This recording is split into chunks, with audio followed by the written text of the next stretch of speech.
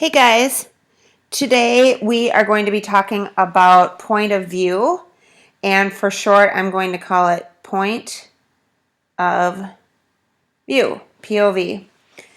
And point of view is the way that an author writes a story. So there's a few different types. The first kind is called first person. First person point of view is when the narrator is a character in the story. So it's told using I and me and my and we, but it's definitely a character in the story is also the narrator.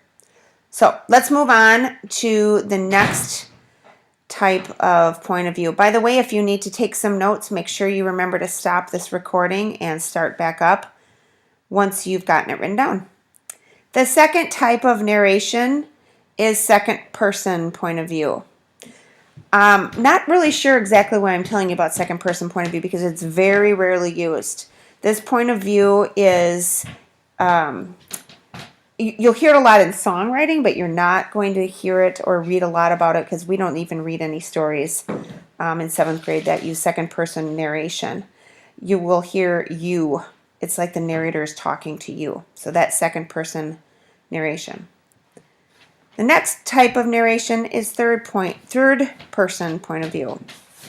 Now, third person point of view is the kind of point of view that has actually two different kinds. First of all, it's the most common. And the characters are referred to as he or she or it or they. And a third person point of view, the narrator is not a character in the story. All right? So there's two different types of third person point of view.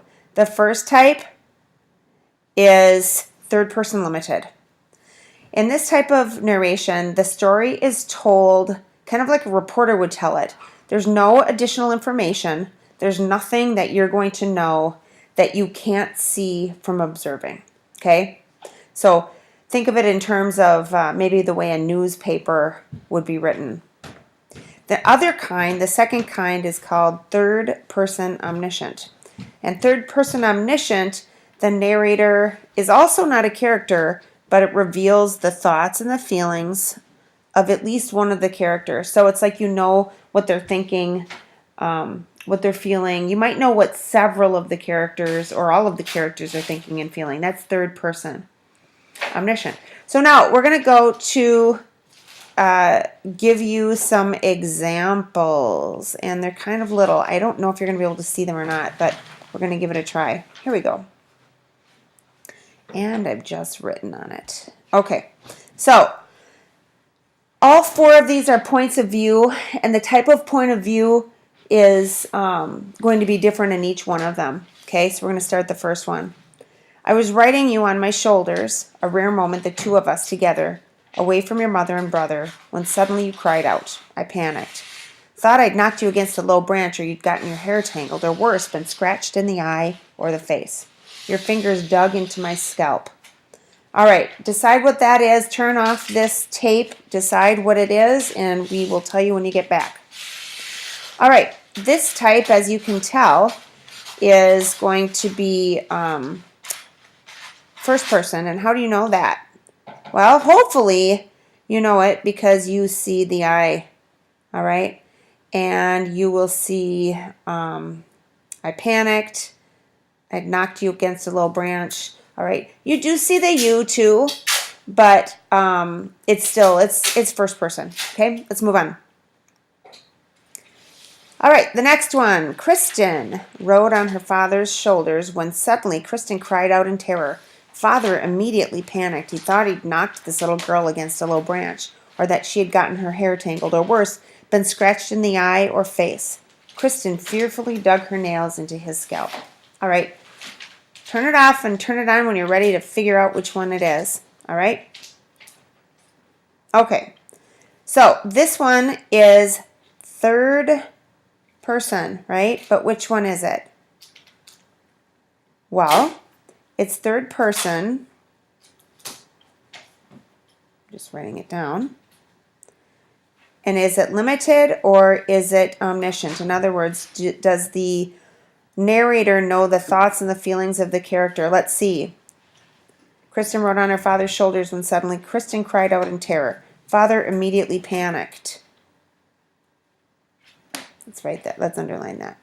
He thought he'd knocked this little girl against a low branch or that he had gotten her hair tangled. What about that makes us think it's third person omniscient? He thought he knocked his little girl against a low branch. Okay, so here's the problem with this. If it were third person limited, we wouldn't have any idea what he was thinking. So this one is third person omniscient.